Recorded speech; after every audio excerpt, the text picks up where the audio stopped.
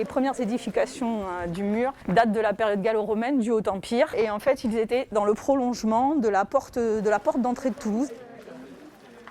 Pour les chalets, l'objectif de cette matinée, c'est déjà de partager un moment convivial entre les locataires et le personnel. On trouvait ça bien que les locataires puissent prendre conscience en fait, du lieu chargé d'histoire dans lequel ils vivent. L'idée, c'était aussi que ça leur permette de s'approprier un petit peu plus les lieux et puis de leur présenter ce qui est prévu à terme. C'est une grande fierté parce que ça aurait très bien pu être un promoteur privé qui remporte cet appel-là projet. Alors bien sûr, il y a le concours de l'État aussi et des différents partenaires des collectivités qui ont fait qu'on en est là aujourd'hui, mais de savoir qu'on est sur les allées Juliette, quoi. Enfin voilà, et qu'on est en plus dans un lieu chargé d'histoire comme ça, qui est un haut lieu de la résistance, quelque part, ça fait un petit pincement au cœur, quoi. C'est émotionnellement, ouais, en fait, je suis fière. Enfin, je suis fière pour le groupe. C'est génial aussi parce que ce projet, va y avoir une crèche. Il y a des logements seniors, il y a des logements familiaux. La fibre sociale qu'on a, c'est toute cette notion d'entraide, elle est là avec cette réalisation qui est vraiment intergénérationnelle. Et oui, je crois qu'on ne pouvait pas espérer beaucoup mieux. Je suis là depuis le 16 décembre 2020. Ici, on est très bien. Au cœur de Toulouse, nous sommes à peu près dans cet ensemble la moitié de seniors par rapport au... Et il y a des gens de tout âge.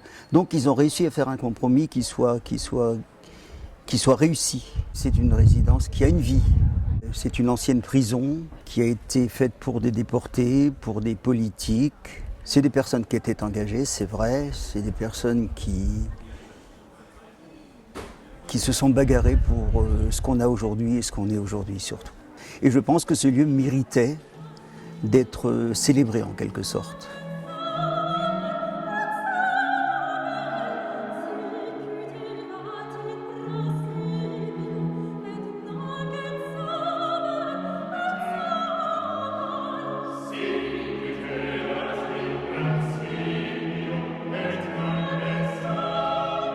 Il se trouve que l'église du Jésus, qui est notre fief, se trouve juste à côté de la place des Hauts-Murat.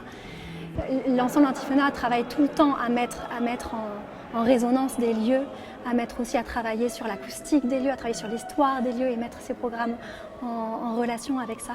Il faut aller inciter le public et les habitants à découvrir le patrimoine qui est le leur et se le réapproprier et leur faire découvrir en résonnant en musique pour nous et puis pour le groupe des Chalets en présentant autrement.